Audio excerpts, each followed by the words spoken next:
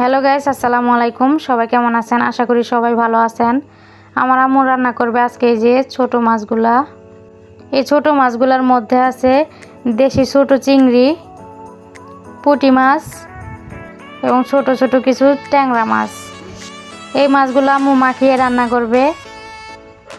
এই যে মাখিয়ে রান্না করার জন্য আম্মু নিয়েছে পেঁয়াজ কুচি, রসুন কুচি, কাঁচামরিচ, হলুদের গুঁড়া, মরিচের গুঁড়া, জিরা গুঁড়া এবং কিছু পরিমাণ সয়াবিন তেল এবং পরিমাণ মতো লবণ। এই সবগুলো উপকরণ আম্মু ভালোভাবে মাখিয়ে নিচ্ছে। এই যে ওগুলা মাখানো শেষ, এখন আম্মু এই যে আস্তে আস্তে করে মাছগুলা নিয়ে মাখাচ্ছে। এগুলো আস্তে আস্তে করে মাখাতে হবে, না হলে ভেঙে যাবে মাছগুলা। এই যে আম্মুর মাখানো শেষ, এখন এর মধ্যে দিয়ে দিবে পরিমাণ মতো পানি। এই যে আম্মু পানি দিয়ে দিল।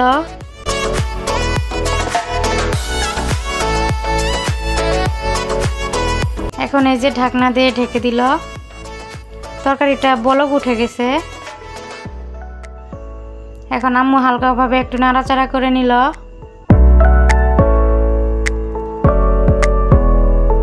তরকারিটার কালার কিন্তু অনেক মাশাআল্লাহ সুন্দর এসেছে। সবাই আমাদের মা মেয়ের ভিডিওগুলো দেখবেন, লাইক কমেন্ট শেয়ার করবেন, আমাদের চ্যানেলটাকে একটু সাপোর্ট করবেন।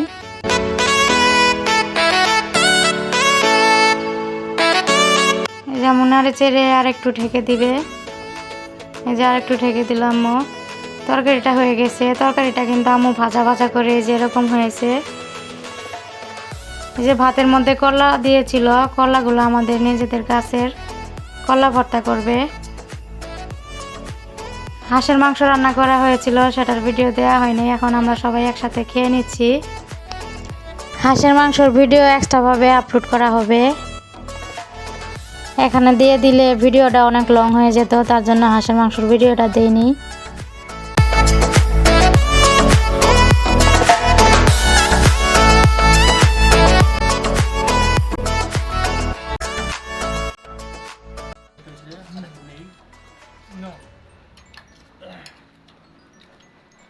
দিন পরে খালার হাতে রান্না খাইতেছি। রান্না সবসময় ভালো হয়, তারপরে মাঝে মাঝে একটু চমক দেয়, বেশি স্বাদ হয়। অনেক সুন্দর হয়েছে।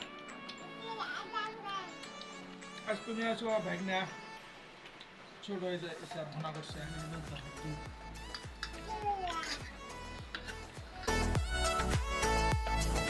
সবাই খেয়ে বলছে অনেক সুন্দর হয়েছে। বিশেষ করে করলা ভর্তাটা অনেক সুন্দর হয়েছিল। ওটা একটু তিতা লাগেনি, করলাটা একটু তিতা লাগেনি। ভর্তাটা আল্লাহর মতো অনেক সুন্দর হয়েছিল।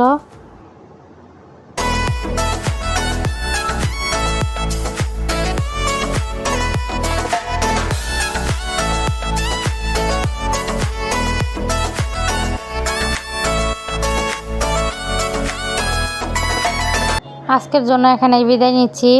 সবাই আমাদের চ্যানেলটাকে একটু সাপোর্ট করবেন, আমাদের ভিডিওগুলোতে লাইক কমেন্ট শেয়ার করবেন এবং বেশি বেশি আমাদের ভিডিওগুলো দেখবেন। সবাই ভালো থাকবেন। আসসালামু আলাইকুম। সালামের উত্তর অবশ্যই কমেন্টে দিয়ে যাবেন।